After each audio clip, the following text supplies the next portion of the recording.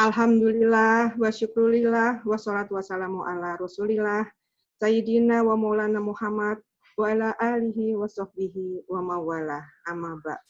Puji syukur senantiasa kita panjatkan kehadirat Allah Subhanahu wa taala yang telah memberikan taufik dan hidayahnya sehingga kita bisa hadir bersama di kajian online ini. Shalawat berserta salam kepada Nabi Muhammad SAW. Mudah-mudahan kita mendapatkan syafaatnya di hari akhir nanti. Amin. Sebelum acara kita mulai, mari kita buka acara ini dengan membaca Ummul Quran agar acara berjalan lancar dengan mengharap ridho Allah Subhanahu wa taala. Al-hadhihiniyah wa likulli niyatin sholihah. Al-Fatihah. A'udzubillahi minasyaitonir rajim. Bismillahirrahmanirrahim. Alhamdulillahirabbil alamin. Arrahmanir rahim. Maliki yaumiddin. Iyyaka na'budu wa iyyaka nasta'in. Ihdinas siratal mustaqim. Siratal ladzina an'amta 'alaihim ghairil maghdubi 'alaihim waladdallin.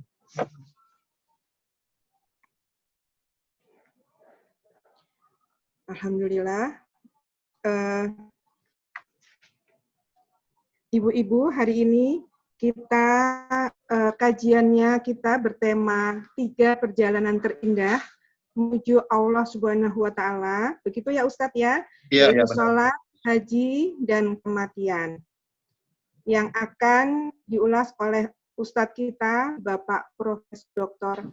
Haji Muzakir MA. Dan tadi kita sudah menyaksikan profilnya Ustadz bersama-sama. Nah, untuk mempersingkat waktu, silahkan Ustadz. Silahkan Ustadz, kami persilahkan untuk memulai tausiahnya. Baik, terima kasih. Bismillahirrahmanirrahim. Sebelumnya suara saya bisa didengar, Bu? Bisa, Pak. Ya. Jelas, alhamdulillah. Jelas ya, pengambilan gambarnya juga sudah jelas ya? Sudah. Ya, baik. Bismillahirrahmanirrahim. Assalamualaikum warahmatullahi wabarakatuh. Waalaikumsalam warahmatullahi wabarakatuh. Alhamdulillahirabbil alamin. Wassalatu wassalamu ala sayyidil mursalin wa ala alihi wa sahbihi ajma'in. Amma ba'du, qala Allah Ta'ala fil Qur'anil Karim. Bismillahirrahmanirrahim. Fi jannati yatasa'aluna 'anil mujrimin. Ma salakakum fis saqar? Qalu lam naku minal musallin. Walam naku nut'imul miskin wa kunna nukadzibu biyaumiddin. Shadaqallahul adzim. Yang saya hormati dan saya muliakan ibu-ibu dari Majelis Ta'lim Nurul Qalbi Mertilang Bintaro yang hadir pada kesempatan yang berbahagia ini. Demikian juga kepada ibu-ibu lain yang ikut dalam majelis pengajian virtual kita pagi hari ini. Dan alhamdulillah, tentu pada kesempatan ini kita senantiasa bersyukur kepada Allah Subhanahu wa taala bahwa hari ini Allah masih memberikan kita umur yang berkah, kemudian kesehatan, dan yang paling tertinggi adalah nikmat iman, Islam, dan ihsan, sehingga kita senantiasa ingin mempersembahkan yang terbaik dalam kehidupan ini. Selawat dan salam mari kita sampaikan kepada baginda Nabi Sallallahu Alaihi Wasallam yang telah mengeluarkan manusia dari alam kegelapan, alam kezaliman, kepada alam yang penuh dengan cahaya kebenaran.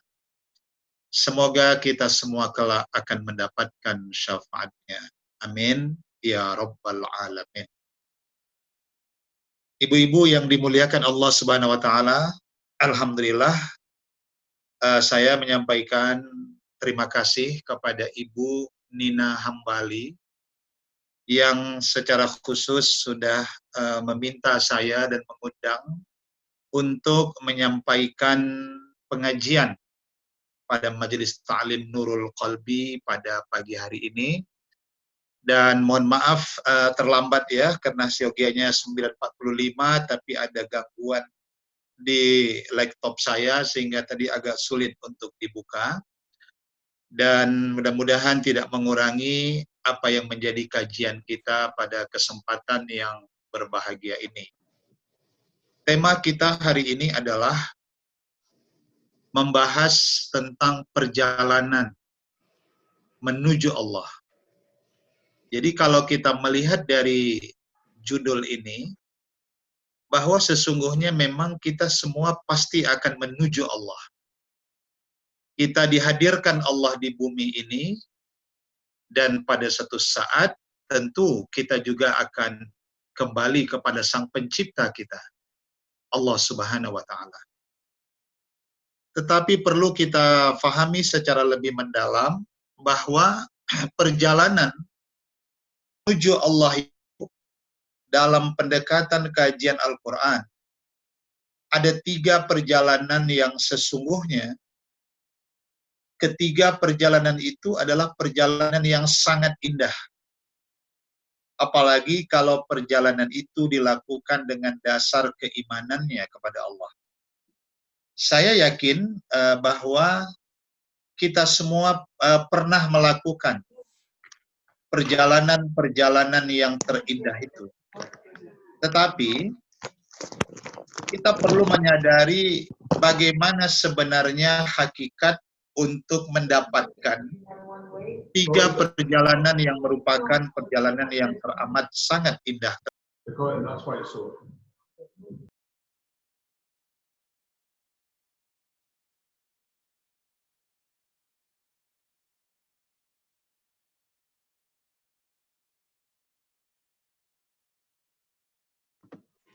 Suara Ustadz, maaf suara Ustadz nggak kedengeran.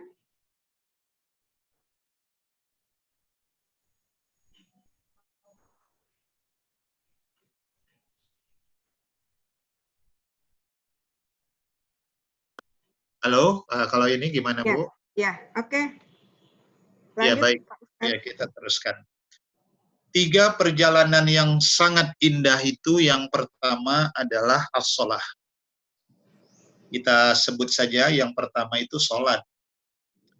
Yang kedua adalah al-hajj, perjalanan ibadah haji, kedua tanah haram. Dan satu lagi perjalanan yang terindah itu adalah apa yang disebut dengan al-maut atau kematian. Nah, 3 perjalanan itu sebenarnya sebuah keniscayaan yang pasti akan kita tempuh. Nah, pada kajian kali ini saya ingin membahas ini dengan pendekatan ilmu tasawuf ya, bagaimana supaya ketiga perjalanan itu menjadi perjalanan yang sangat indah dan perjalanan yang menyadarkan, menginsafkan, sampai kita merasakan betapa indahnya ternyata ketika melakukan ketiga perjalanan itu. Yang pertama, perjalanan itu disebut dengan as-sholah atau sholat. Nah, jadi secara hakikat, sebenarnya sholat itu adalah perjumpaan seorang hamba dengan Allah. Tapi kalau secara fikihnya ya kita sudah sering laksanakan. Ya sholat itu dimulai dengan niat, takbir, baca Al-Fatihah, kemudian membaca surah, ruku, dan seterusnya. Nah, itu adalah rangkaian sholat secara syariat. Dan ini perlu.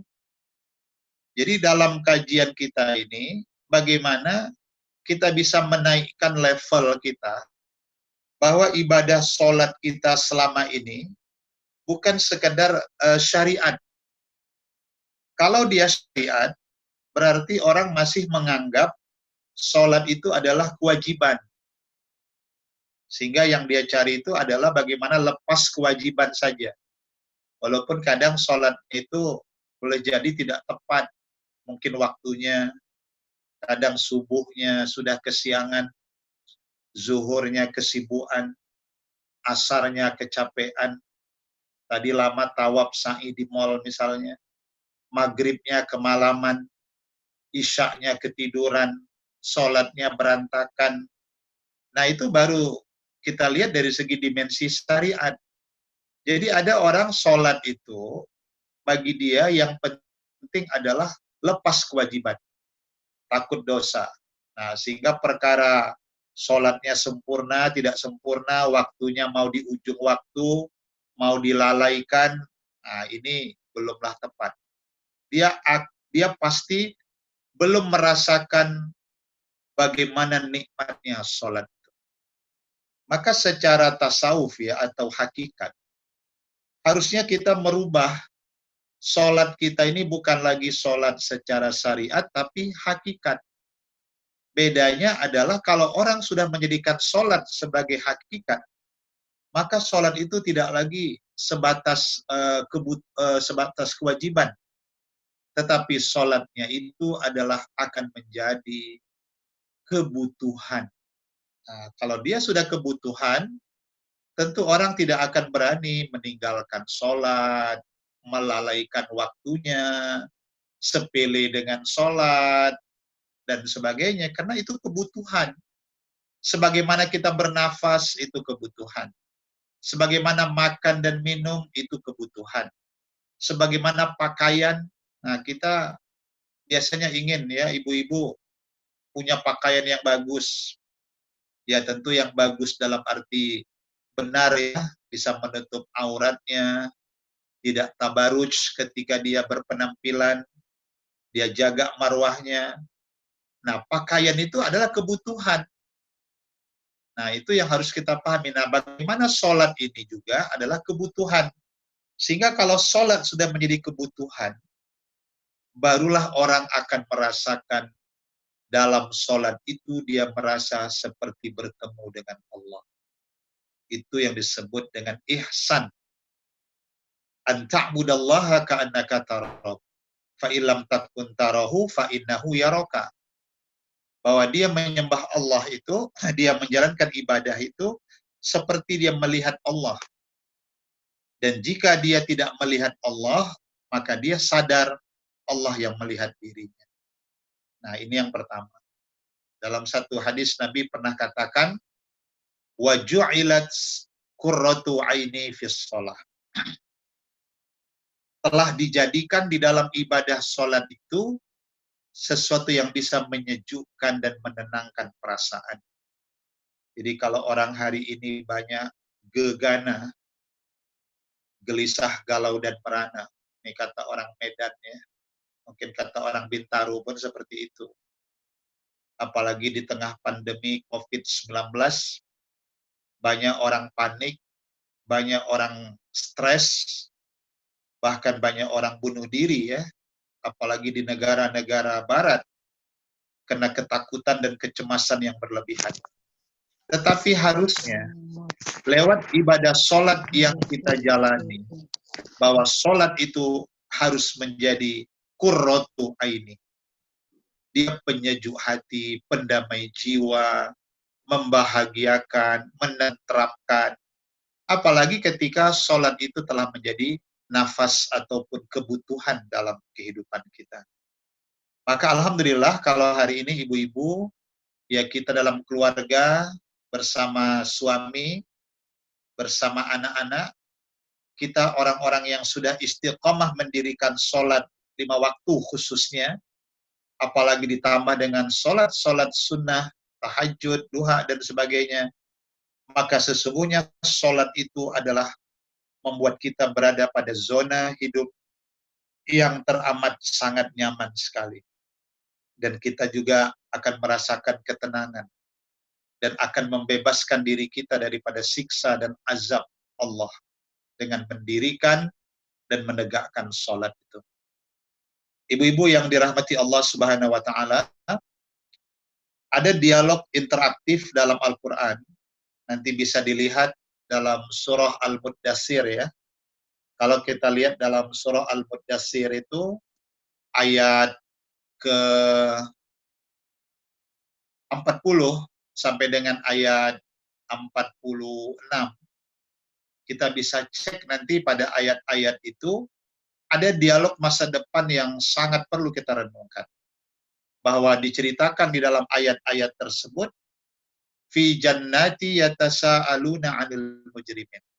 Nanti orang-orang yang berada di neraka itu akan bertanya kepada orang-orang di sorga, masalakakum fis saqar.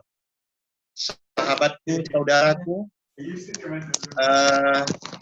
kenapa engkau dilemparkan Tuhan ke dalam neraka? Jadi orang-orang di sorga itu bisa bertanya kepada orang-orang yang di neraka, kenapa Anda berada di neraka itu? Salah satu jawaban mereka adalah, qalu lam naku minal musallin. Karena dulu di dunia, kami orang yang tidak pernah mendirikan sholat. Kami orang yang melalaikan sholat. Kami orang yang sepele terhadap sholat. Sehingga kami dilemparkan Tuhan ke dalam neraka sakar. Nah, itu testimoni ahli neraka. Betapa memang pada kondisi hidup hari ini, sebenarnya kita juga sudah disadarkan Allah, apalagi dengan pandemi COVID-19 ini, Allah sudah menyadarkan kita betapa tidak berdayanya manusia hari ini. Betapa tidak ada kekuatan kita. Betapa maha kuasanya Allah yang menciptakan segala-galanya. Tempat kita mengadu, tempat kita bersandar, dan kita disadarkan dengan keterbatasan itu. Nah, maka lewat ibadah sholat inilah, harusnya kita selalu merasakan bahwa sholat itu kita sedang bertemu dengan Allah. Bagaimana caranya? Yang pertama, hudurul qalbi. Hadirkan hati. Setiap kali kita akan mendirikan sholat, tinggalkan dulu segala urusan dunia, tinggalkan dulu kesenangan dunia, jangan sholat di depan TV, apalagi sambil nonton sinetron di Indosiar. Terakhir kita nggak bisa menghadirkan hati. Karena hati kita ini seringkali digoda. Hati kita seringkali dibisikkan oleh syaitan. Dia seringkali mengganggu kita. Dia seringkali membuat kita cemas, membuat kita lalai. Nah, maka sering-sering ibu membaca surah Al-Mu'minun ayat 97 sampai dengan ayat 98. Dalam ayat itu kita berlindung kepada Allah dari was-was bisikan setan. Wa qur rabbi inni a'udzubika min hamadatis syayatin wa a'udzubika rabbi ayahdurun. Ya Tuhan, aku berlindung kepadamu jangan sampai setan itu masuk ke dalam jiwaku, jangan sampai dia mengganggu aku, dan jangan sampai dia menggoda aku. Al-Mu'minun ya ayat 97 98. Jadi kalau kita ingin merasakan nikmatnya sholat itu, pertama hudurul qalbi, hadirkan hati. Bersihkan hati dari segala penyakit-penyakit hati. Nah, ini hal yang paling utama sekali. Karena selagi hati kita masih belum bersih, selagi manusia itu masih suka berbuat dosa, selagi dia masih menyimpan penyakit S4. Pernah dengar, Bu, S4 ini? Susah melihat orang senang, senang melihat orang susah. Orang bangun rumah, dia demam 2 malam. Orang dapat rezeki, dia yang sesak dadanya. Nah, selagi hati manusia itu masih menyimpan penyakit-penyakit hati, sombong, dengki, kemudian hati yang masih lalai dan terlalu mencintai dunia, selagi itu dia belum merasakan betapa nikmatnya ibadah sholat itu. Karena ketika dia sholat, jasadnya, fisiknya sholat, tapi hatinya belum sholat. Nah, maka disinilah kita perlu hudurul qalbi, menghadirkan hati dalam arti bersihkan hati dari penyakit-penyakit hati yang sangat berbahaya, kemudian selalu membaca doa yang diajarkan Nabi itu, supaya hati kita bersih ya. Salah satu doa yang diajarkan Rasulullah itu adalah Allahumma a'inni ala dzikrika wa syukrika wa husni ibadatik. Ya Allah, tolonglah aku supaya hatiku ini selalu ingat kepadamu dalam segala situasi, dalam segala kondisi. Hati kita selalu terpaut kepada Allah. Tidak saja lagi susah dia mencari Tuhan, tidak saja lagi musibah dia beribadah, lagi senang pun dia dekat dengan Allah. Nah, itu hatinya yang sudah terpaut dengan Allah. Kita minta tolong supaya Allah pautkan hati kita kepadanya dan bersyukur kepadanya dan selalu menjadi orang yang memperbaiki amal ibadahnya. Nah, itu yang pertama. Supaya kita merasakan sholat itu sebagai perjalanan terindah, maka hudurul qalbi, hadirkan hati. Yang kedua, syuhudul akal. Syuhudul akal itu artinya kalau bahasa kita fokus. Jadi ketika kita mau sholat itu jangan ada lagi yang kita pikirkan. Nanti ada orang mungkin dia baru pulang dari mall, tadi banyak dilihat barang-barang yang bagus, ya, tapi kita sudah diajarkan Allah lewat COVID-19, ibu-ibu 3 bulan tidak ada yang pergi ke mall. Apalagi Jakarta ya Bu ya, dengan PSBB. Semua tempat-tempat yang orang biasanya berkumpul, orang biasanya duduk di kafe, duduk di restoran, duduk di mall, mereka diajarkan Allah dengan kondisi lockdown itu, mereka supaya betah di rumah. Nah, jadi artinya syuhudul aql ini fokus. Jadi ketika sholat itu jangan mikirkan yang lain. Nah, kadang-kadang ada penyakit akibat godaan syaitan sebelum sholat mikir nyari dompet. Tapi begitu takbir Allahu Akbar teringat, oh dompet di kamar mandi. Tadi terakhir pikiran kita bukan lagi sholat tapi mikirin dompet tadi. Nah, syuhudul aql ini fokus. Jadi kalau kita tidak fokus, maka kita pasti tidak akan merasakan nikmatnya ibadah sholat itu. Nah, padahal gerakan-gerakan sholat, bacaan-bacaan dalam sholat itu, sebenarnya kita sedang berbicara dengan Allah. Kita sedang berkomunikasi dengan Allah. Kita sedang meminta kepada Allah. Kenapa kita masih memikirkan yang lain? Kenapa kita tidak bisa fokus dengan apa yang kita minta kepada Allah? Nah, itu yang kedua. Jadikan sholat itu perjalanan terindah dengan cara syuhudul akal. Akal kita, pikiran kita fokus. Tinggalkan yang lain. Tidak lagi memikirkan yang lain-lain. Baru yang ketiga, khusyu'ul jawarih. Tenangkan anggota badan. Jadi kita siapkan tempat, pakaian yang terbaik, suasana tempat sholat yang damai. Nah, maka Nabi pernah katakan sebaik-baik rumah itu di dalamnya ada musola. Arti musola itu ada tempat khusus untuk sholat. Sehingga di rumah itu, di tempat itu kita ngerasakan adem. Kalau kita bangun tahajud di tepian malam, kita merasakan ketenangan, kedamaian, jiwa kita tenang. Kenapa? Tempatnya yang sangat bagus. Nah, kita kadang-kadang prihatin, Bu. Maaf ya, saya pernah lihat ada rumah yang sangat mewah sekali. Sampai dia punya home theater di rumah itu. Tapi sayangnya ketika sholat, malah sembarangan tempatnya. Dia sanggup membangun home theater untuk melihat film dan sebagainya. Tetapi di rumah itu tidak ada tempat khusus untuk sujud kepada Allah. Bagaimana dia merasakan nikmatnya sholat sebagai perjumpaan dengan Allah, sebagai pertemuan dengan Allah, karena dia tidak mengkondisikan tempatnya, tidak mengkondisikan dirinya. Nah, maka setiap kali sholat Nabi, Allah perintahkan kita, pakailah sebaik-baik pakaian kita, sebaik-baik tampilan kita menghadap Allah, benar-benar dengan yang terbaik yang kita miliki. Nah, satu kali di dalam sejarah ya, maaf Bu, masih bisa didengar ini? Saya khawatir ngomong sendiri. Bisa Halo? Ustaz, jelas. Iya Jelas jelas ya? Ustaz. Ya, ya, baik, kita lanjutkan ya, karena kayak ngomong sendiri nih.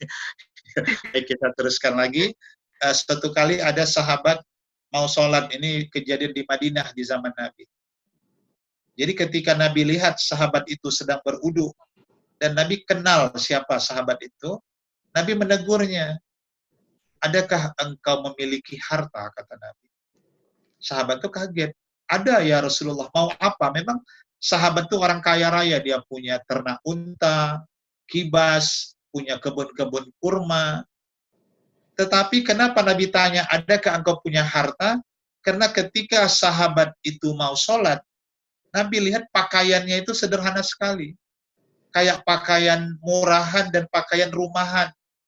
Sementara dia orang kaya raya. Sehingga Nabi katakan kepada sahabat itu, wahai sahabatku, sesungguhnya Allah senang ketika engkau menunjukkan nikmat yang dia berikan kepadamu, kau tunjukkan kepadanya. Artinya kalau kita mau sholat, ya tunjukkanlah kepada Allah nikmat pakaian yang diberikan Allah. Jadi bagus juga, Bu. Ibu punya mobil BMW, Mercedes-Benz, punya mobil Mini Cooper, Hummer, entah apapun namanya. Bawa mobil itu ke masjid untuk menyembah Allah. Tidak bermaksud ria. Ya, tentu Allah tahu hati kita. Tapi kita gunakan kendaraan itu karena kita sadar, ya Rob, yang kunaiki ini adalah anugerah rezeki yang kau berikan. Dan kugunakan harta ini di jalanmu, ya Allah. Berikan yang terbaik. Nah, itu yang diperintahkan. Jadi orang yang bersyukur itu, dia harus memaksimalkan pengabdiannya dengan nikmat yang diberikan. Samalah ibu ya, saya contohkan ibu. Misalnya suatu hari ibu hadiahkan suami ibu pakaian, baju, batik, atau mungkin apa saja. Tapi suami ibu tidak pernah pakai baju yang ibu hadiahkan, disimpan di lemari. Kira-kira ibu senang nggak? Kira-kira gimana nih yang ibu yang bisa dengar nih, Ibu Listi ya? Kira-kira ibu merasa senang nggak dengan hadiah yang ibu berikan itu, tapi suami nggak pernah pakai? Ya, sedih Kecewa nggak Ustaz. ibu? Iya, Sedih kecewa ya, dalam Ustaz. hati ibu Nggak suka merasa. mungkin Ustaz. Iya, dalam hati ibu, loh suami saya kok tegaan ya, baju yang sudah sengaja saya siapin nggak dipakai. Mungkin ibu akan berkata, ya udah cukup sekali, nggak akan kukasih lagi. Tapi kalau suami kita menggunakan, wah kita bangga. Ya Allah, suamiku pakaian yang kuhadiahkan dipakainya. Aku belikan dia handphone pun dipakainya untuk dakwah. Aku siapkan dia makanan pun dia nikmati dengan lahapnya. Tentu ibu akan merasa bersyukur dan bahagia. Ya Allah, tak sia-sia yang kuberikan itu. Begitulah Allah kepada hambanya. Allah kasih kita sehat, tapi dalam sehat kita bermaksiat. Allah kasih harta, kita bisa beli perhiasan, bisa beli tas merek mahal, LV, Prada, Guess, Hummer, harga sampai 20 juta, 30 juta, tapi kurban nggak mau, sedekah nggak mau, infak nggak mau. Ini Allah marah sama kita. Ini hamba dikasih harta yang banyak, dikasih nikmat yang banyak, kok disalahgunakan, diselewengkan ini. Bukan dia belanjakan lagi di jalan yang kuridoi. Nah begitu, Bu. Jadi intinya, ketika Nabi menegur sahabat tadi, karena sahabat yang kaya raya itu tidak menggunakan nikmat itu di jalan Allah. Nah, maka kita pun, biar sholat itu menjadi sesuatu yang istimewa. Ketika sholat, pakailah pakaian yang terbaik. Jangan kita pakai kaos oblong, kita pakai training yang murah, ya. Ibu pergi ke undangan aja, pergi ke mall nggak berani pakai yang murah. Ibu pakai sepatu mahal, high heel, kadang terjatuh-jatuh pun dipakainya juga. Begitulah mau dilihat manusia. Tapi ketika bertemu dengan Allah, kenapa kita sepilih dengan Allah? Kenapa yang kita persembahkan yang paling buruk? Ini orang yang seperti ini, itu nikmatnya cepat dicabut Allah. Allah nggak ngasih lagi. Ini orang nggak tahu diri, ini kata Allah. Itu tadi saya analogikan ketika seorang istri menghadiahkan sesuatu kepada suaminya dan suaminya tidak menggunakan yang dihadiahkan itu, istri pasti kecewa. Dia nggak akan mau berikan itu lagi. Cukup sekali dan tak akan pernah mau memberi lagi. Begitu juga dengan Allah ya. Nah, maka sholat itu pun alangkah indahnya rumah kita, Bu. Walaupun rumah kita nggak luas-luas banget, cuman 2000 meter persegi misalnya. Masya Allah. Wah, udah luas itu ya. Tapi di rumah itu ada musolanya, tempat sholatnya bagus, sajadahnya harum, mukenanya yang bagus, sehingga kita sholat di tempat itu pun adem, tenang, kita tahajud di tepian malam. Nah, karena kita sadari bahwa hakikat sholat, kita sedang berjumpa dengan Allah. Kita sedang bertemu dengan Allah. Maka jangan kita sepele. Kita bertemu dengan teman aja juga tentu bisa menjaga diri kita. Kita ingin tunjukkan sama teman apa yang kita miliki yang terbaik. Masa bertemu dengan Allah tidak seperti itu? Nah, maka khusyu'ul jawarih itu artinya anggota badan kita, tempat kita, semua harus dipersiapkan dengan sebaik-baiknya. Nah, satu lagi, biar sholat itu menjadi suatu kebutuhan, termasuk hudu'ul arkan, tertib rukun. Nah, artinya orang sholat itu juga harus paham syariatnya. Mana yang haram dalam sholat, mana yang makruh, mana yang sunnah. Sehingga dalam mendirikan sholat itu dia merasakan ketenangan, dia paham apa yang dibacanya, dia paham apa yang terbaik harus dia lakukan. Nah, maka mulai hari ini, kembali kita membangun kesadaran bahwa sesungguhnya sholat yang kita tegakkan hakikatnya adalah perjumpaan dengan Allah. Kita sedang menghadap Allah. Dan alangkah mulia juga tentu ibu yang sudah sholat aja, ya tentu suami yang terbaik, dia yang jadi imam dalam rumah tangga. Ibu, suami udah sholat, sekarang anak-anak juga, mereka juga harus generasi yang sholat. Nabi Ibrahim alaihissalam selesai membangun Ka'bah di kota Mekah bersama putranya Ismail alaihissalam, Nabi Ibrahim berdoa di depan Ka'bah. Apa doanya, Bu? Surah Ibrahim ayat 40. Rabbi ja'alni muqimas sholati wa min zurriyati Rabbana wa taqabbal du'a. Ya Tuhan, jadikanlah diriku dan keturunanku, anakku, menantuku, cucuku adalah orang-orang yang sujud di hadapan. Maka kalau hari ini Ibu, anak-anak kita, menantu kita sudah sujud kepada Allah, Ibu sudah berada pada zona hidup yang sangat nyaman. Tapi kalau anak kita belum mau sholat, disuruh sholat malah marah, tajuk, malah lari nggak pulang, wah ini ancaman bagi kita. Maka berdoa selalu biar generasi kita itu sujud kepada Allah Subhanahu wa taala. Baik, ini yang pertama. Nanti ada tanya jawab ya Bu ya, boleh kita beri waktu nanti setelah selesai saya sampaikan. Ya, Ustaz. Atau ada yang bertanya dulu juga boleh, bagaimana teknisnya Bu. Saya pikir kita fleksibel saja. Kalau tiba-tiba Ibu mau bertanya, mungkin ya langsung, atau saya selesaikan yang 3 perjalanan ini dulu. Ya. Baik, yang kedua, ya perjalanan terindah itu adalah haji. Perjalanan ibadah haji ke Baitullah. Alhamdulillah, kita yang sudah pernah berhaji, nah termasuk tentu di dalamnya adalah orang yang melaksanakan ibadah umroh. Ya walaupun tahun ini kita sudah memaklumi bahwa Saudi Arabia membatasi perjalanan ibadah haji bagi orang-orang di luar Saudi. Jadi tahun ini hanya dibolehkan bagi mereka penduduk Saudi, khususnya yang berada di Mekah, di Madinah, Jeddah, mereka yang sudah bermukim di sana, dan itu pun dalam jumlah tidak melebihi dari 10.000 orang. Dan itu pun dengan ketentuan tidak boleh menyentuh Ka'bah, tidak boleh apalagi mencium Hajarul Aswad, ya, karena di sana terjadi kerumunan, ya, dan kepadatan jamaah. Karena pandemi ini belum berakhir, apalagi di Saudi Arabia juga kita mendengar berita masih banyak yang positif dengan COVID-19 itu. Baik, kita nggak bahas itu, nanti kita boleh bahas dalam pertanyaan. Tetapi hakikatnya, perjalanan ke Baitullah, baik ibadah haji dan ibadah umroh, itu pun sebenarnya adalah perjalanan terindah menuju Allah. Apalagi orang yang berhaji, Ibu yang sudah berhaji, gimana itu lihat? Apalagi ketika lihat suasana puncak ritual haji di Arafah.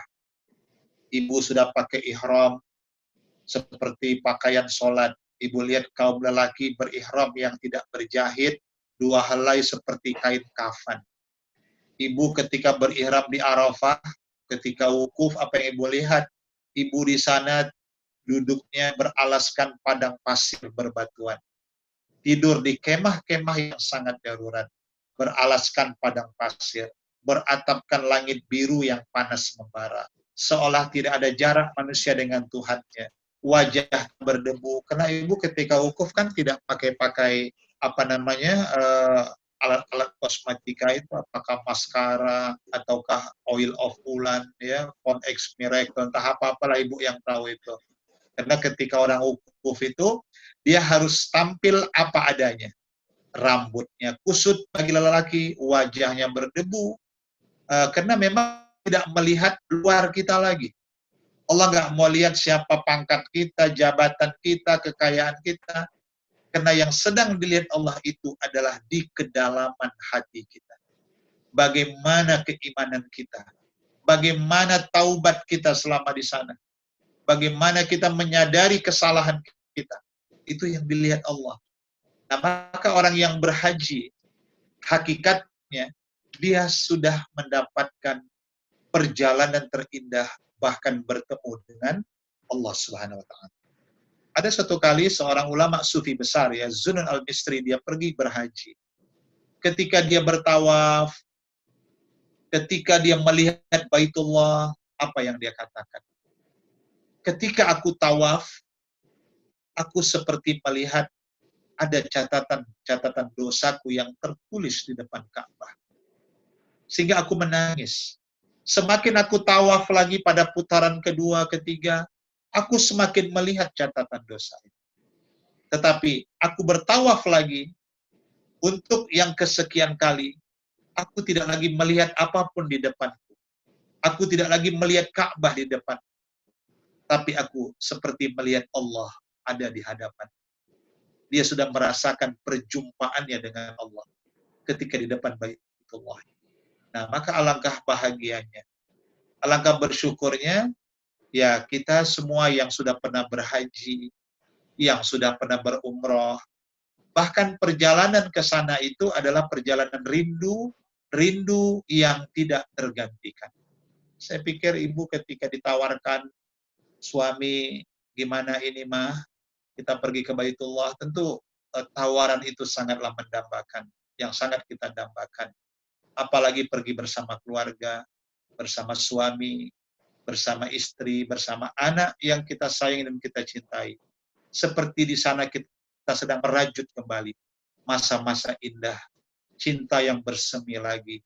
Selain indahnya cinta kita bersama Allah, sehingga setiap kita memandang Ka'bah, menitik air mata.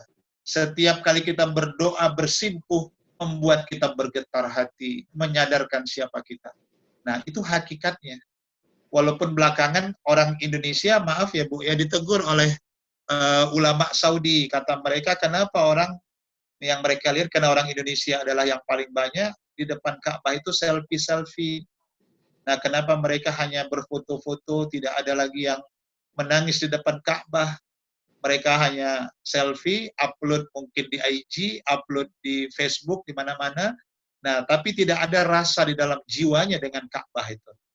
Padahal Baitullah itu semakin dilihat, semakin mempesona. Semakin ditatap, semakin menyadarkan kita. Semakin dipandang, semakin menggetarkan rasa, meraga sukma, menyadarkan kecilnya kita di hadapan Allah.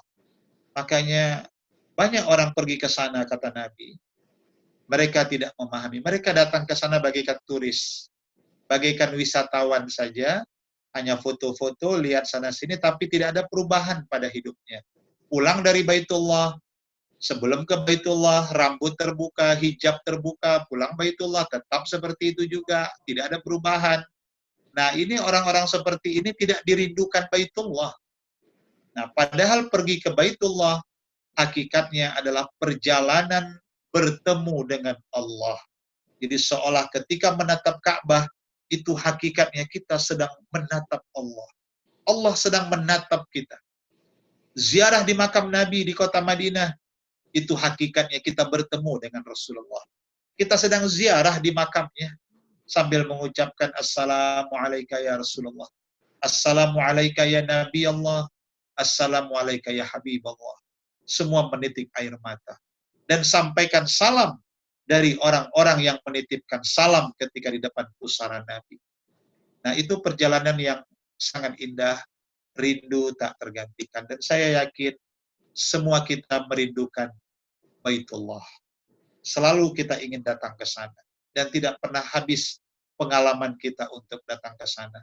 Apalagi kalau ibu datang bersama keluarga, bersama suami yang dicintai. Di sana pun bagaikan bulan madu, merajut kembali jalinan cinta, kasih sayang, perhatian yang tulus, dan cinta yang dibangun di tanah haram, cinta yang dibangun karena Allah, pasti Allah juga akan meridhoi. Itu hal yang harus kita lakukan. Nah, persoalan berikut, bagi kita yang tidak berhaji, kena berbagai hal, mungkin kena kuota ya, karena kita harus menunggu kuota haji. Bahkan yang tahun ini pun harusnya berangkat, dia harus nunggu tahun depan. Otomatis terjadi nanti perlambatan, yang tahun depan tentu bergeser lagi karena kebijakan Saudi dengan COVID-19 ini. Tetapi ada ibadah lain bisa kita lakukan. Apa itu? Nah, kita yang sedang tidak berhaji, kita bisa melaksanakan ibadah kurban, ya. Dan kurban ini bisa kita laksanakan di tanah air, di tempat tinggal kita terutama, karena kurban itu artinya dua. Pertama, kurban itu adalah ibadah yang akan mendekatkan diri kita kepada Allah. Nah, karena tidak akan sampai darahnya, tidak akan sampai dagingnya, tetapi yang sampai itu ketakwaan kita dengan pelaksanaan kurban. Dengan memahami hakikat kurban itu apa. Bukan sekedar menyembelih hewan, tetapi kita sadari ini syariatnya Nabi Ibrahim. Dan kurban itu tanda kepatuhan kita kepada Allah. Dan kurban itu juga dimaknai bahwa untuk dekat dengan Allah, kita harus menyingkirkan sifat-sifat hayawaniah pada diri kita. Jadi penyembelihan hewan itu dimaknai bahwa kita juga harus menghilangkan sifat-sifat hayawan pada diri kita. Karena tanpa kita sadari, maaf, ada sifat-sifat hayawan itu pada diri manusia. Misalnya apa ini? Keserakahan. Itu juga harus kita sembelih. Harusnya ketika kurban itu kita sembelih. Sifat kita tidak lagi menjadi orang yang serakah. Sifat kepedulian. Karena kurban itu akan kita bagi. Kurban. Nah, jadi kurban itu dekat. Bagi kepada orang-orang yang dekat dengan kita. Ya, terutama yang kita lihat dengan mata kepala kita. Mungkin di tempat tinggal kita, tetangga kita, ada perkampungan masyarakat, apalagi dengan dampak pandemi ini mungkin mereka ekonominya terganggu, dan itu kita lihat setiap hari, kita melintas di depan gangnya, di depan rumah mereka. Nah, itulah kurban. Jadi kurban itu prioritasnya adalah orang-orang yang dekat dengan kita. Ya, apalagi ada saudara-saudara kita yang mungkin mereka terbatas ekonominya. Nah, kita berkurban. Nah, kita hantarkanlah kepada mereka yang mereka itu kurba, ada hubungan dengan kita. Mungkin dia saudara, famili kita, kerabat kita. Itulah yang harus kita lakukan. Jadi kita yang sedang tidak berhaji di tahun ini, bisa dilaksanakan hewan kurban. Nah, misalnya di daerah kita, oke lah, sudah dilaksanakan kurban, semua sudah dapat. Nah, boleh juga, seperti ada juga orang menyampaikan kepada saya, dia ingin kurban di tanah suci. Bolehkah seperti itu? Boleh. Nah, karena yang di Quran, kalau kita lihat surah Al-Hajj ayat 36, memang kurban itu disebut dalam Quran itu adalah unta. Nah, karena mungkin di Indonesia susah nyari unta.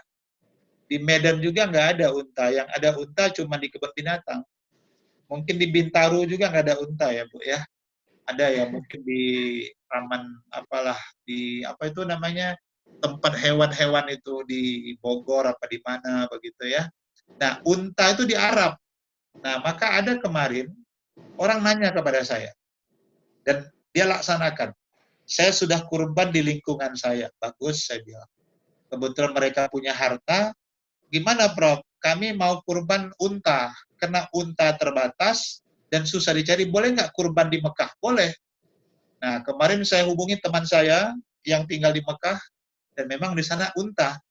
Nah, karena kalau Ibu lihat surah Al-Hajj 36, memang unta itulah yang menjadi syiar paling besar untuk berkurban, unta.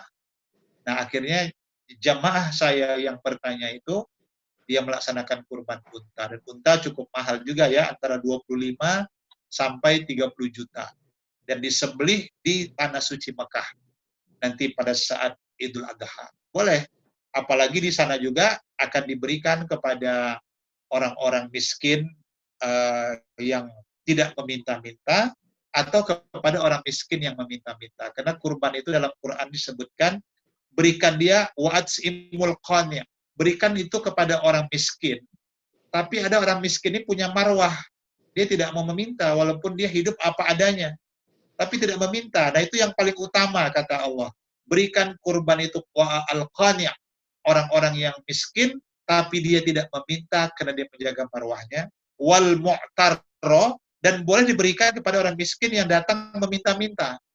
Itu kalau di Mekah kita kurban, itu banyak sekali mu'taro, orang miskin, ya mereka yang datang membawa anak-anaknya dalam keterbatasan minta kurban, boleh diberikan. Atau kepada orang miskin yang diketahui tidak meminta juga. Nah, karena kalau ditanya, kurban itu yang paling bagus itu apa? Ya kalau kembali kepada Al-Quran, ya walbuna.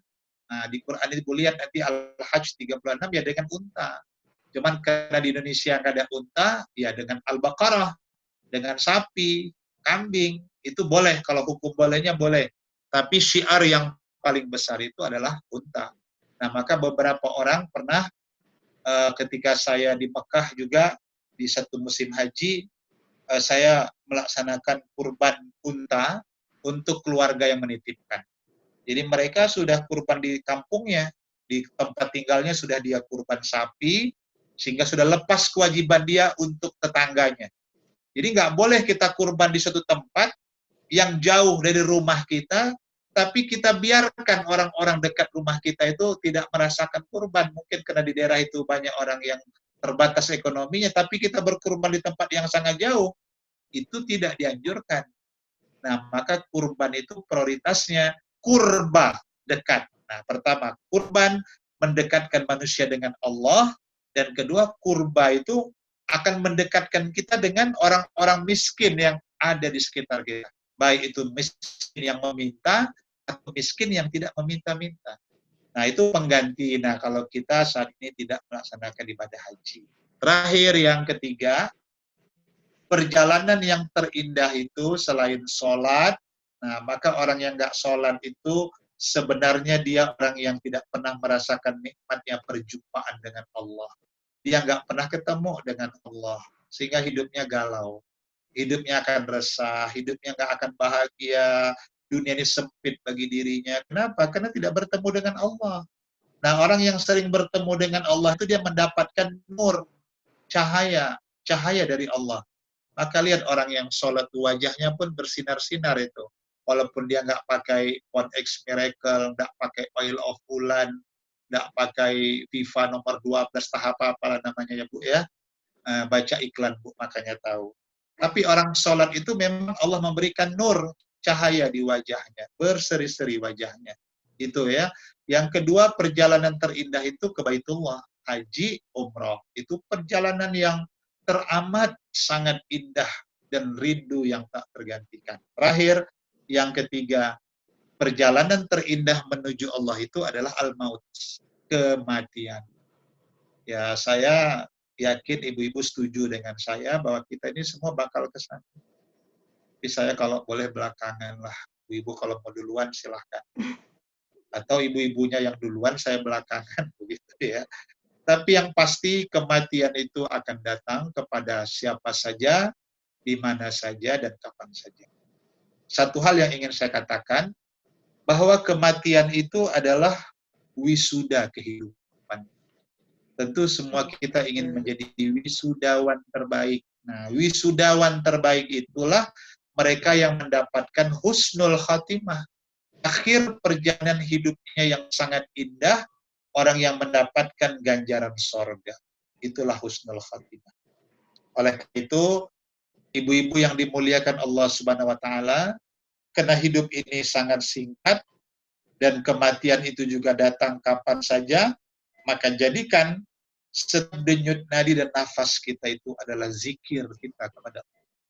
Sehingga kita selalu ingat kepada Allah. Karena kematian itu datang kapan saja. Sehat-sehat, na'udzubillah, tiba-tiba di jalan raya ada insiden, ada musibah, dapat kabar meninggal dunia. Dari rumah pergi ke kantor sehat, sampai di kantor sesak dadanya, rupanya jantung, meninggal dunia. Lagi olahraga, tiba-tiba terjatuh di lapangan olahraga. Jadi kematian itu nggak pandang bulu. Olahragawan, pejabat, orang susah, kematian itu menimpa semua orang. Sama kayak COVID-19 juga. Nggak pandang bulu dia, siapapun kena. Menteri pun bisa, petani pun bisa, dokter pun bisa, perawat pun bisa, ustadz pun kena COVID juga. Jadi ini luar biasa sebenarnya. Nah, oleh karena itu ada satu doa ya, yang pernah diajarkan Nabi, doa meraih husnul khatimah. Mudah-mudahan ibu-ibu sudah mengamalkannya. Allah maja'al khaira umri akhirahu wa khaira amali khawatimahu wa khaira ayyami yauma alqaka fihi. Ya Allah, berikanlah kepadaku sebaik-baik umurku pada akhirnya. Artinya kita ingin waktu meninggal nanti, kita sudah bertaubat, kita meninggal, tidak ada lagi kewajiban agama yang belum kita laksanakan. Sudah bagus ibadah kita, sudah haji, sudah umroh, ya sudahlah semua kita laksanakan perintah Allah. Anak-anak sudah pada nikah, sudah lihat cucu, udahlah puas kita menikmati kehidupan ini. Sebaik-baik umurku. Dan berikanlah ya Rabb sebaik-baik amalku pada penutupnya. Nah ini doa yang bagus. Meninggalnya gimana Bu? Lagi baca Quran. Nah, indah itu kedengaran. Gimana meninggalnya? Lagi sujud terakhir, tiba-tiba meninggal terjatuh. Enak dengarnya Bu. Gimana meninggalnya Bu? Mati, lagi pesta sabu. Nauzubillah, nggak enak dengarnya ya. Matinya dalam maksiat. Nah itu su'ul khatimah. Nah maka oleh karena itu kita ingin bahwa setiap denyut nadi dan langkah kita selalu dalam kebaikan. Selalu dalam berbuat kebaikan. Biar kita meraih husnul khatimah. Dan satu lagi doa itu adalah wa khaira ayyami yauma alqaka fi. Sebaik-baik hariku di saat menghadap. Nah, kita minta meninggal di hari-hari yang mulia, di bulan-bulan yang mulia, boleh kita meminta kepada Allah. Nah, baiklah saya rasa ibu-ibu pengajian Nurul Qalbi, Martilang ya, ini kalau dari nama pengajiannya bagus. Nurul Qalbi, cahaya hati. Jadi ibu-ibu yang hadir ini semua insya Allah ya, baik yang di Bintaro, baik yang di Medan, ini banyak juga nih, karena Bu Nina Hambali bilang di-share kepada ya jemaah di Medan, saya sudah share juga nih kepada keluarga-keluarga ya, mudah-mudahan mereka juga bisa ikut di sini. Nurul Qalbi, cahaya hati. Jadi dalam kaji tasawuf, Bu, karena terkait namanya ini, cahaya hati itu ada dua. Nurul Qalbi itu ada dua. Pertama, nur al-iman, cahaya iman. Dan kedua adalah nur al-ilmi, cahaya ilmu. Jadi kalau orang sudah mendapatkan cahaya hati dengan cahaya iman dan cahaya ilmu, itulah yang disebut dengan nurani. Kita sering bilang, wah ini orang nggak punya hati nurani. Jadi kalau orang tidak punya cahaya iman, tidak punya cahaya ilmu, sebenarnya hatinya sudah mati. Nah, cahaya iman, cahaya ilmu, itulah nurul qalbi yang harus kita jaga. Baik, demikian dan terima kasih atas kesempatan ini. Silakan saja kalau memang ada kesempatan untuk dialog atau tanya jawab ya, kita beri kesempatan. Ya, baik Ustadz, alhamdulillah penjelasannya sangat runut dan menggambarkan keindahan perjalanan-perjalanan menuju Allah yang sebetulnya harus kita usahakan sendiri ya Ustadz ya. Keindahan-keindahan itu akan nampak apabila kita berusaha, kita benar-benar mewujudkan keindahan-keindahan itu. Kalau enggak ya mungkin kita juga nggak merasakan ya Ustadz. Benar. Nah ini ibu-ibu yang mau bertanya, kita buka sesi tanya jawab. Baru ada, dua Ustadz, dua pertanyaan. Saya bacakan ya Ustadz. Boleh Bu sebut namanya kalau ada yang bertanya ya sekalian biar kita silaturahim. Ya. Dari yang pertama dari Ibu Desi Nurhayati. Ya. Apakah pada zaman Nabi Ibrahim sudah diwajibkan sholat? Kalau iya, apakah beliau juga membaca bacaan tahiyat akhir seperti yang kita baca sekarang? Kama sholita ala Ibrahim wa ala Ibrahim. Begitu Ustadz? Ya. Langsung aja atau dikumpul dulu pertanyaannya? Ini baru ada dua. Yang satu dari Ibu Cut, yaitu dengan pandemi seperti ini bagaimana sebaiknya kita berkurban Ustadz? Karena yang saya dengar kebanyakan masjid juga sedang mau dilaksanakan atau tidak, protokolnya seperti apa, mungkin belum jelas ya Ustadz. Monggo silahkan Ustadz. Baik ya, terima kasih kepada dua orang ibu ini yang sudah bertanya. Saya coba tanggapi dulu dari Ibu Devi tadi yang pertama ya, tentang apakah di zaman Nabi Ibrahim sudah ada pelaksanaan ibadah sholat seperti yang kita laksanakan pada hari ini. Kalau ada, gimana nih bacaannya? Jadi kalau kita kembali kepada sejarah, ya, bahwa para nabi itu semuanya adalah menjalankan perintah dari Allah Subhanahu wa taala. Jadi setiap nabi-nabi itu mereka sudah punya syariat yang Allah turunkan kepada para nabi. Tetapi syariat-syariat yang diturunkan kepada para nabi itu belum dalam bentuk syariat yang baku, yang sudah permanen ya, seperti yang diturunkan kepada Nabi akhir zaman, yaitu Rasulullah Muhammad SAW. Nah, sama seperti contoh tadi ibadah sholat, ibadah haji, ibadah puasa, dan yang lainnya. Jadi para nabi terdahulu, mereka juga sholat. Jangankan para nabi ya, para nabi, para rasul, bahkan para malaikat pun mereka sholat juga. Bahkan sebelum ada perintah sholat ini. Kalau kita sholatnya di Baitullah, kiblatnya, itu kalau para malaikat juga punya kiblat. Nah, kiblat mereka di langit. Namanya Baitul Ma'mur. Jadi ada Baitullah, ada Baitul Ma'mur. Jadi Baitul Ma'mur itu tempatnya para malaikat bertawaf, tempatnya para malaikat bertasbih, tempatnya para malaikat berzikir dan sujud kepada Allah. Nah, sedangkan kita sejak adanya Baitullah yang mulai disyariatkan di zaman Nabi Ibrahim membangun Baitullah itu, maka kita dijadikanlah Baitullah itu sebagai kiblat. Walaupun dalam sejarah Baitullah itu juga belum menjadi kiblat pada zaman itu. Jadi dulu kalau kita baca sejarah, arah kiblat kita bukan Baitullah. Kiblat kita Baitul Maqdis di Palestina. Jadi kenapa tidak di Baitullah? Karena pada masa Nabi Ibrahim membangun Baitullah, bahkan sesudah zamannya, sampai pada zaman Rasulullah, Baitullah itu adalah tempat sesembahan orang-orang kafir. Dan bahkan Nabi Ibrahim itu, ayahnya yang bernama Azar, adalah desainer membangun patung-patung berhala. Manna, Latta, Uzza, dan Hubal yang dibangun di sekitar Ka'bah. Ini kalau kita baca sejarah berjumlah 360 berhala. Itu yang bangun berhala itu adalah ayah Nabi Ibrahim. Kan hebat nih. Ayahnya membangun berhala, tapi anaknya Nabi Ibrahim penghancur berhala. Jadi tidak selamanya anak seperti ayahnya. Walaupun ada ungkapan ya, bahwa buah tidak jauh dari pohon, kalau saya memahami itu beda. Buah tidak jauh dari pohon itu maksudnya apa? Biologisnya. Nah, jadi anak itu ya tak jauh dari pohon, ya mirip ayahnya. Anak itu mirip maknya. Kan nggak mungkin mirip tetangganya, Bu. Dia harus mirip ayahnya, atau dia mirip ayahnya, atau maknya. Itulah makna buah tidak jauh dari pohon. Ada ayahnya penjahat, tapi alhamdulillah, Bu, anaknya penjahit. Kan bagus anaknya, tidak seperti ayahnya. Berubah dia. Jadi Nabi Ibrahim pun begitu.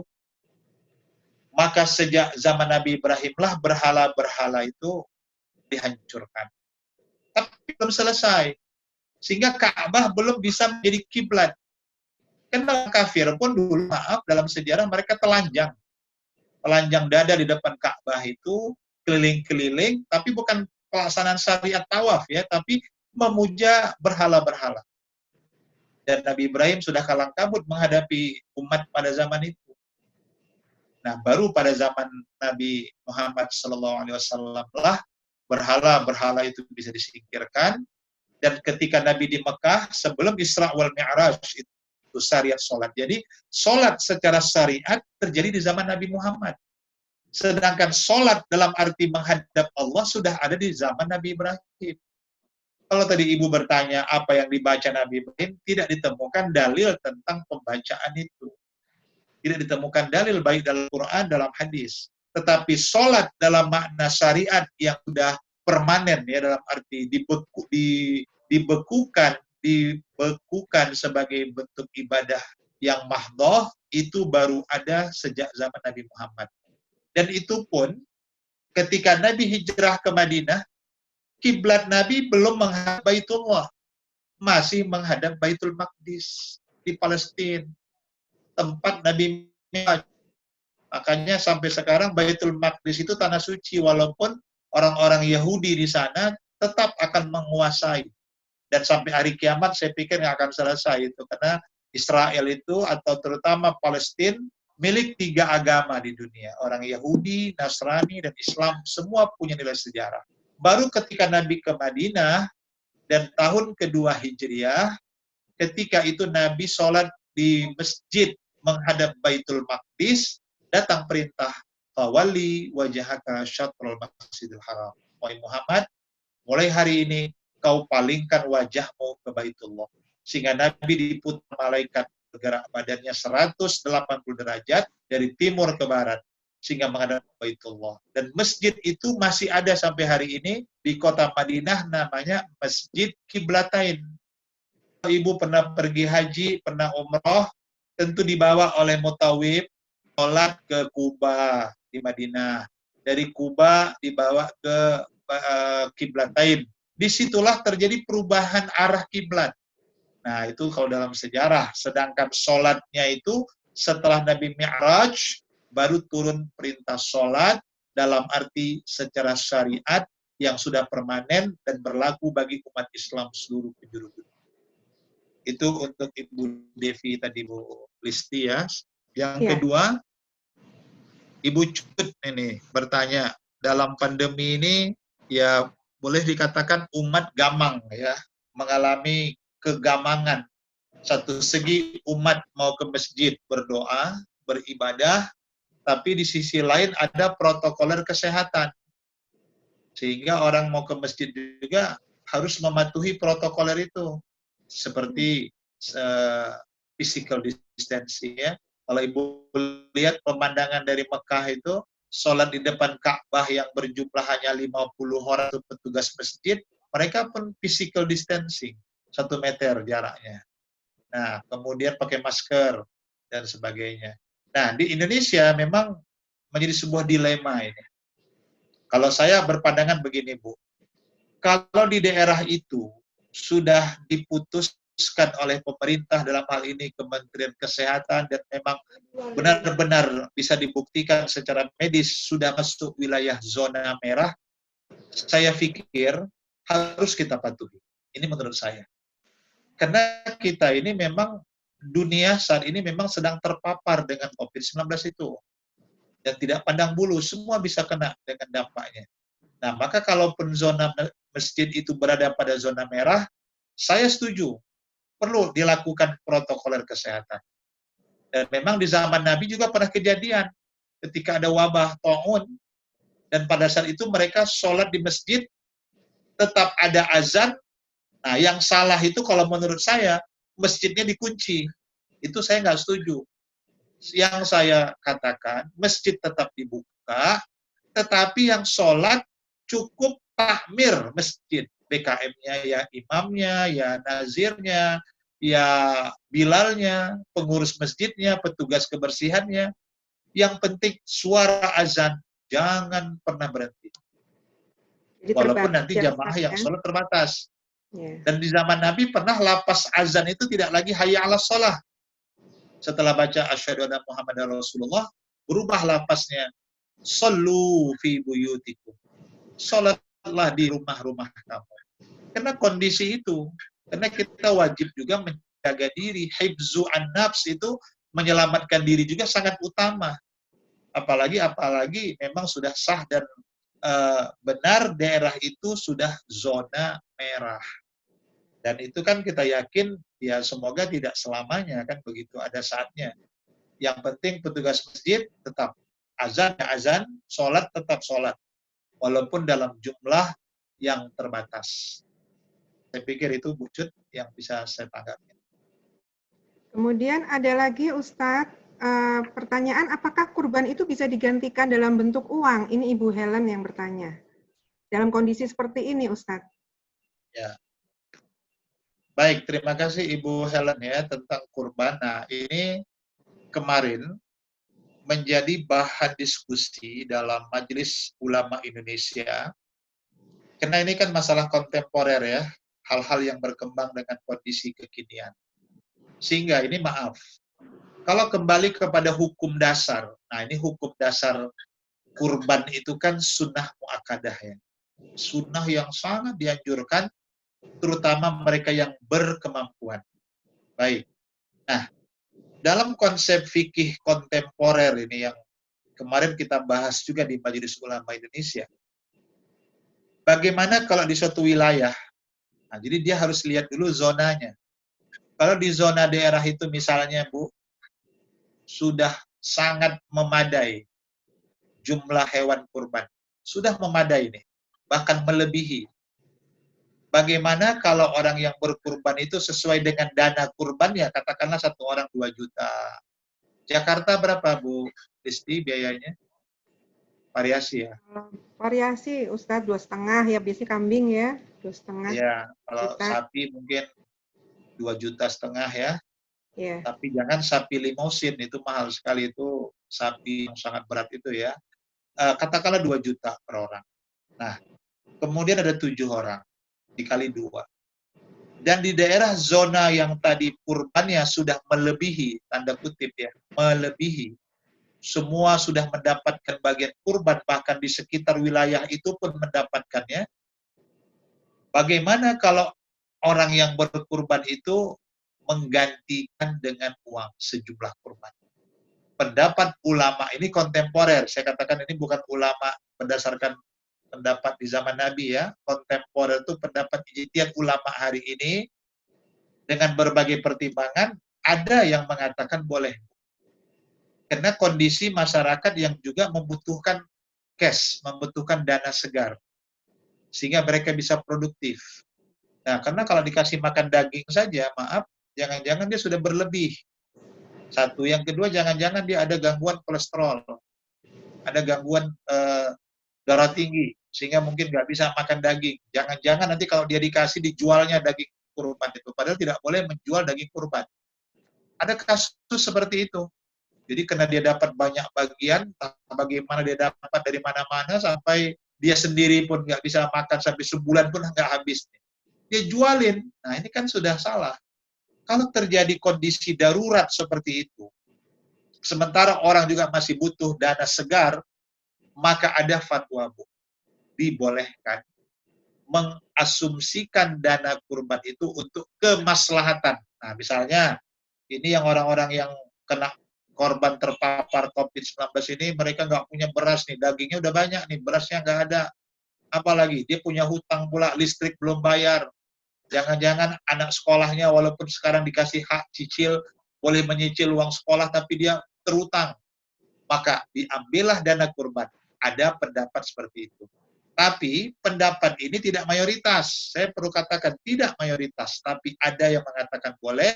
Itu pun dengan catatan daerah itu berada dalam kondisi rawan ekonomi. Rawan, mereka ini memang nggak punya uang lagi. Daripada nanti membawa mudarat, daging kurban itu mereka jual, maka mereka perlu diberikan dana segar.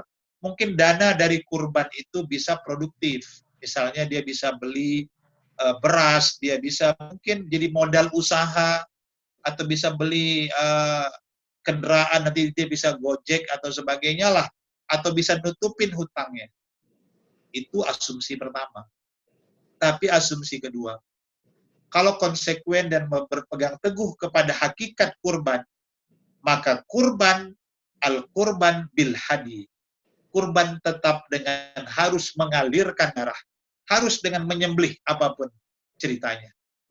Jadi kalau kembali kepada asumsi dasar tentang hakikat kurban, tetap dengan melaksanakan udhiyah, mengalirkan darah hewan kurban itu.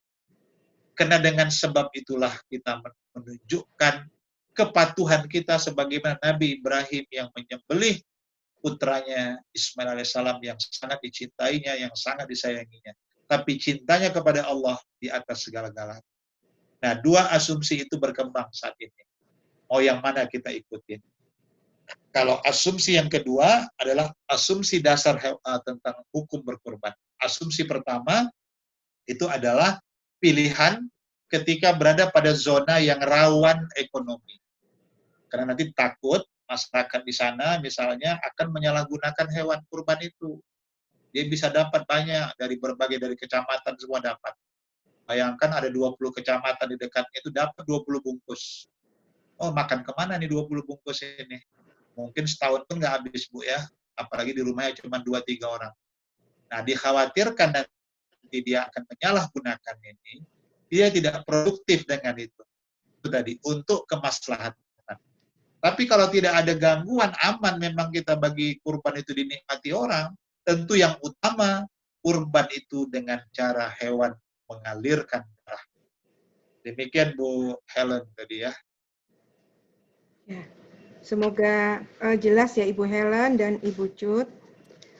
Kemudian ada lagi dari Ibu Nina nih, Pak Ustadz, makna aku lebih dekat padanya daripada urat leher itu maknanya seperti apa Ustadz? Ya, Min Abdul Warik, terima kasih Ibu Nina. Hal ini ketua pengajian ya. Iya Ustadz. Baik Bu Nina, pertanyaannya itu dari Quran itu, bahwa Allah itu menyebutkan dirinya lebih dekat daripada urat nadi manusia. Jadi sebenarnya makna dari ayat ini, halo? Makna Ya, bisa dengar, Bu? dengar Ustadz, jelas ya. Ya, baik ya. Jadi maknanya itu adalah bahwa Allah itu tidak bisa kita katakan di langit. Orang kan selalu menyebut Allah itu di langit ya, seolah-olah berjarak antara manusia dengan Tuhan. Padahal Allah itu tidak membutuhkan tempat. Allah itu tidak sama dengan manusia. Jadi ayat yang ditanya oleh Ibu Nina ini pendekatannya adalah pendekatan ilmu tauhid, bahwa aku lebih dekat daripada urat nadimu itu, betapa manusia dengan Tuhannya itu tidak ada lagi jarak. Tidak berjarak. Bahkan di urat nadi pun aku lebih dekat lagi, kata Allah. Nah, itu artinya supaya manusia sadar dan dia membangun satu pola hidup yang disebut nanti namanya dengan muraqabah. Jadi muraqabah itu artinya dia merasa dirinya diawasi Tuhan. Sehingga dia selalu ingin berbuat yang terbaik, berbuat jujur, walaupun tidak ada orang yang melihatnya. Nah, ini kan kadang-kadang maaf ya, kita ini mau berbuat baik di depan orang gitu. Tapi ketika orang tidak ada, kita sudah tidak mau lagi berbuat baik.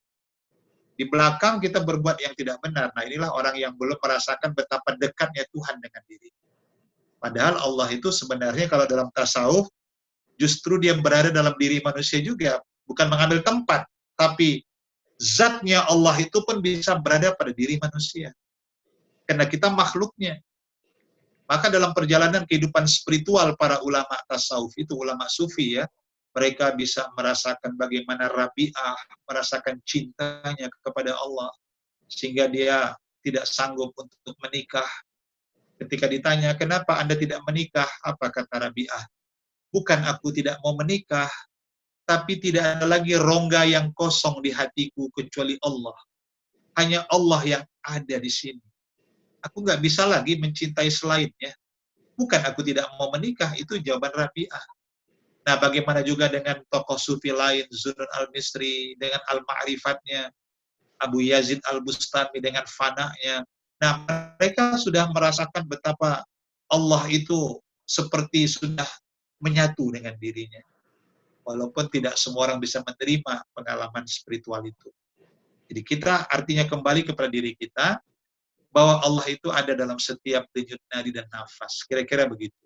Maka orang-orang sufi itu mengajarkan, jadikanlah setiap denyut nadi dan nafas itu zikir kita. Setiap denyut nadi itu adalah Allah. Setiap denyut jantung kita itu sebenarnya dia adalah mengucapkan Allah, Allah, Allah, Allah. Sehingga kalau kita sudah menyadari betapa luar biasanya Allah dengan diri kita ini, innallaha kana 'alaikum raqiba, Allah itu selalu menjaga, mengawasi kamu, sehingga kita nggak berani berbuat curang. Harusnya kita nggak berani jadi orang yang nggak jujur. Istri kadang-kadang jujur di depan suami, Tapi ketika suami jauh dari dirinya, jangan-jangan dia nggak jujur lagi. Bilangnya pergi ke sini, tapi ke sana. Ini kan juga jadi persoalan. Kenapa? Dia belum merasakan bahwa suaminya bisa dia bohongin, tapi ada Allah yang maha melihat. Bahkan Allah sangat dekat. Dan ada dua malaikatnya, Raqibun Atid, yang selalu mencatat apa yang sudah dia ucapkan. Begitu.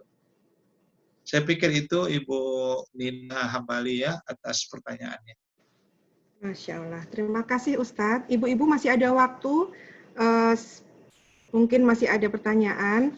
Sambil menunggu, saya ingin bertanya Ustadz. Ya.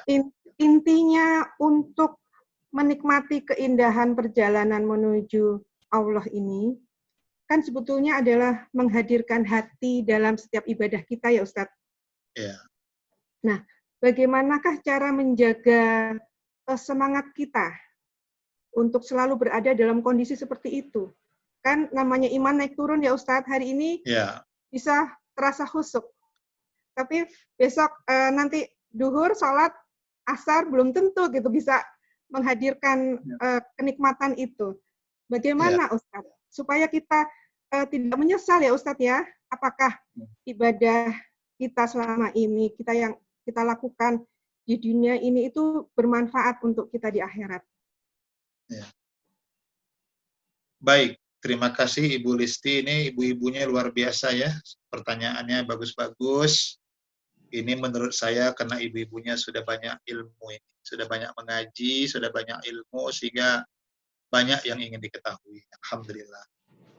Bagaimana supaya kita ini bisa selalu menghadirkan hati. Dan kita bisa istiqomah ya, tidak pelin-pelan, sebentar begini, sebentar begitu.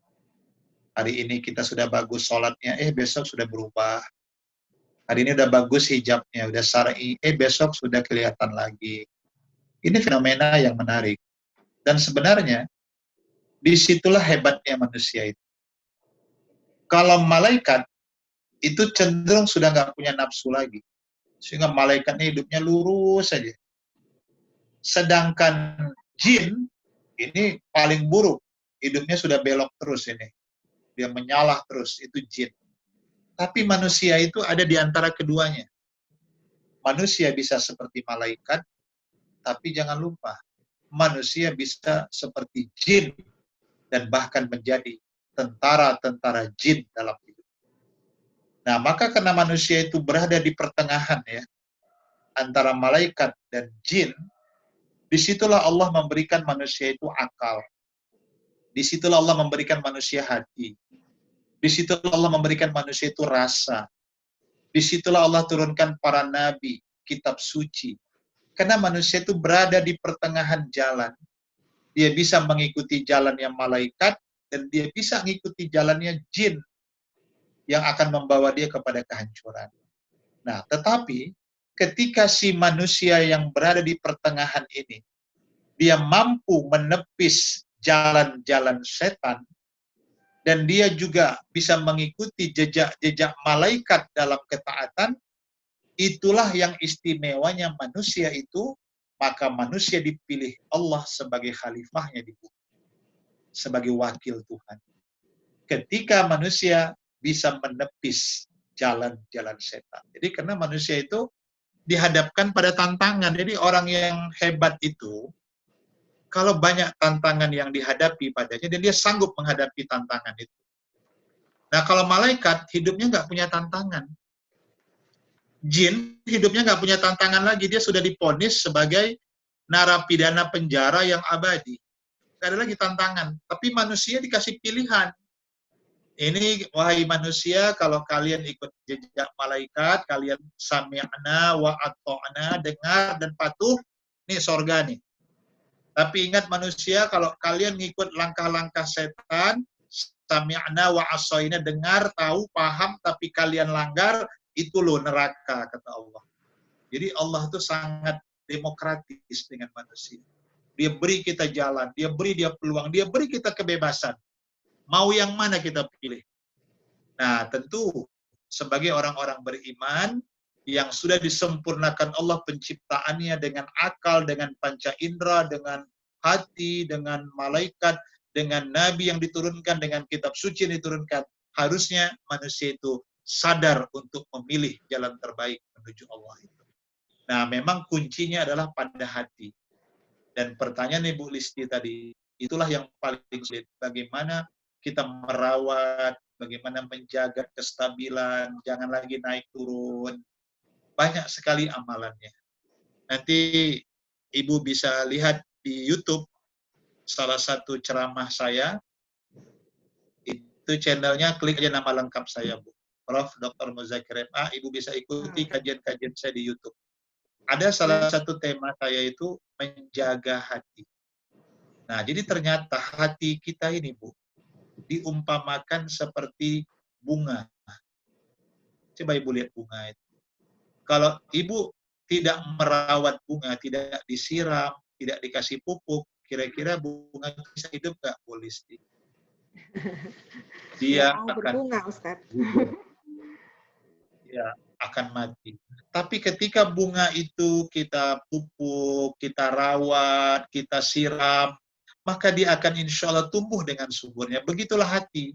Maka hati ini pun harus disiram, harus dirawat, dikasih pupuk. Nah, yang mana obatnya itu? Mana dia pupuknya? Yaitu yang dikatakan dalam Quran, sholat. Nah, itu merawat hati. Tahajud, ini multivitamin hati.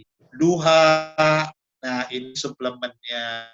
Apalagi sedekah, nah itu dia. Wudu yang kita jaga, ayat-ayat Quran yang kita baca, itu semua adalah suplemen multivitamin supaya menyuburkan hati yang sudah bersemayam iman di dalam diri kita. Jadi dalam hati kita itu ada cahaya.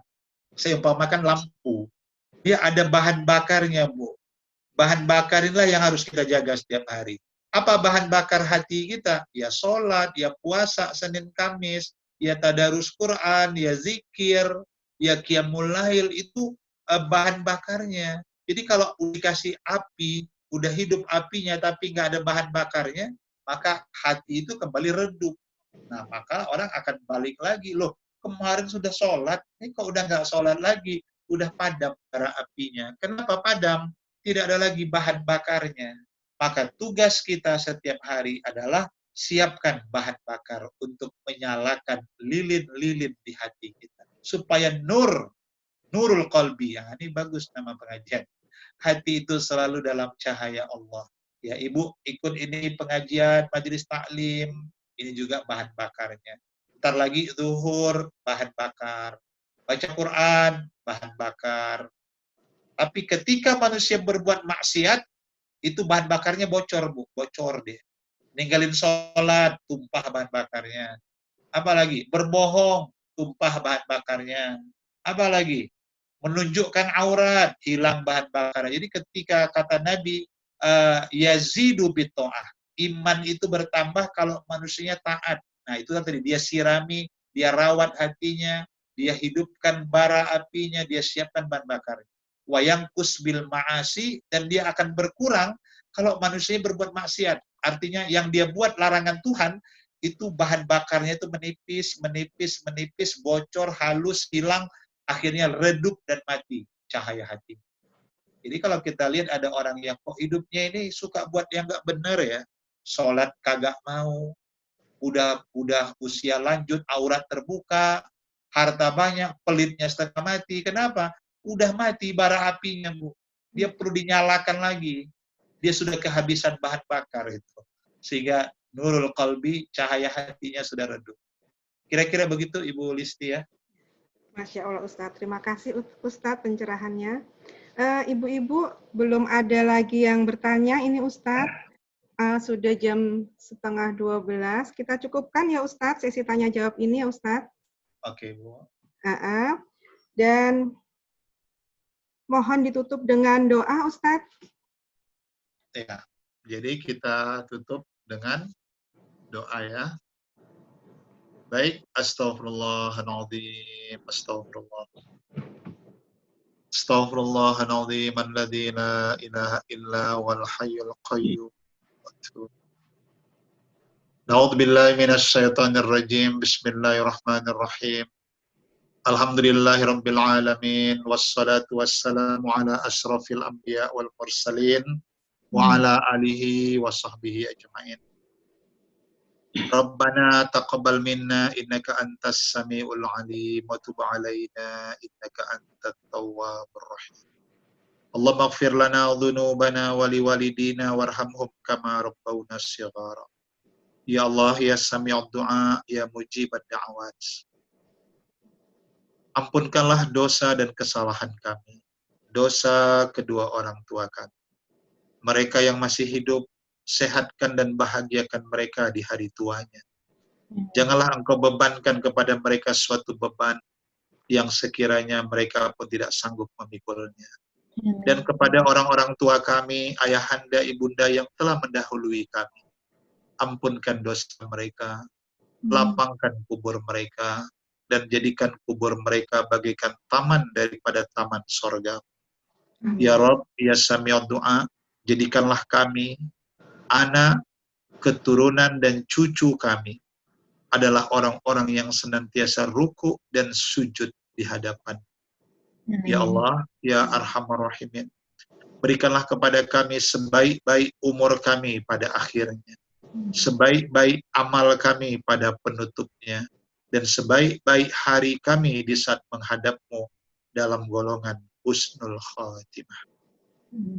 Rabbana atina fid dunya hasanah wa fil akhirati hasanah wa qina adzabannar. Wa sallallahu ala sayyidina Muhammad wa ala alihi wa sahbihi wasallam. Walhamdulillahirabbil alamin. Taqabbalallahu minkum. Amin. Alhamdulillah. Jazakallah khair Ustadz Muzakir yang telah memaparkan dengan jelas perjalanan-perjalanan terindah menuju Allah. Semoga kami bisa menjadikan pelajaran, mengambil hikmah, dan akhirnya insya Allah kita semua menjadi wisudawan terbaik Ustadz, yaitu husnul khotimah. Amin ya Allah. Terima kasih Ustadz. Saya boleh kutip quote Ustadz ya. Ini bagus sekali Bu Ibu, saya bacakan. Jika ada sosok yang kehadirannya bisa memberikan kebaikan bagi siapa saja, maka itulah pribadi yang hebat di muka bumi ini. Begitu ya Ustadz? Ya, amin. Alhamdulillah. Terima kasih. Terima kasih Ustadz dan Ibu-Ibu atas kehadirannya. Kita tutup kajian ini dengan membaca hamdalah, alhamdulillahirabbil alamin. Dan dilanjutkan dengan doa kafaratul majelis. Subhanakallahumma wa bihamdika asyhadu an la ilaha illa anta astaghfiruka wa atubu ilaik. Billahi taufiq wal hidayah. Wassalamualaikum warahmatullahi wabarakatuh. Mohon maaf atas segala kekurangan dan penyelenggaraan kajian kali ini. Terima kasih Bapak Ustadz dan Ibu-Ibu semuanya. Ya, baik Bu ya, saya pamit ya Bu ya. Assalamualaikum warahmatullahi wabarakatuh. Terima kasih Ustadz. Waalaikumsalam. Terima kasih Ustadz. Ibu-ibu ada dari Ibu Cut mohon ditampilkan ini bagi yang ada keluangan rezeki.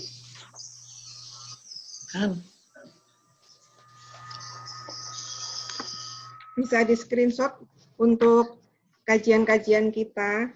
Alhamdulillah bagus sekali ya Ibu-Ibu ilmunya. Ini Majelis Taklim Nurul Qalbi rekeningnya dan juga bila untuk wakaf ya, wakaf pembangunan masjid.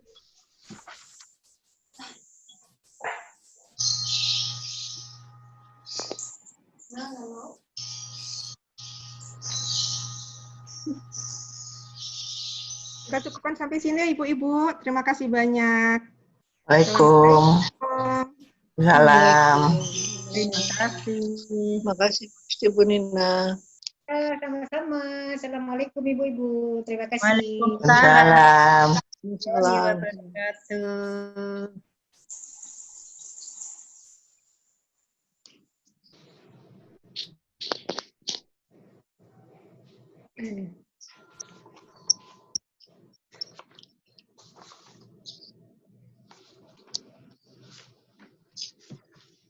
Alhamdulillah ya selesai. Udah difoto Bu Helen. Bu Ellen udah foto. Ellen, Nggak sempet. udah difoto kan? Bu Ellen suaranya. Bu Ellen tadi udah sempet foto belum? Di unmute dong, Bu Ellen. Keluar. Oh ya. Tadi sudah, Mbak. Cuma kalau mau ada wajahnya semua, boleh. Oh, ada banyak yang itu. Ya udah, foto lagi. Ayo. Yang tersisa. Itu banyak yang ini, banyak yang di mute soalnya apa? Iya, videonya yang nggak di ini, nggak aktif. Diaktifin. Nah, jadi cuman Saya masih. Kita foto ya. Itu Ria. Ya. Saya Ya, masih. ya. Oke, 1, 2, 3 Mbak Helen. Oke, 1, 2, 3. Lagi ya. 1, 2, 3. Saya Bu Ellen, saya Bu Ellen. Oke. Uma. Ya, sudah Ibu-Ibu. Ayo. Setengah 12. Assalamualaikum. Assalamualaikum.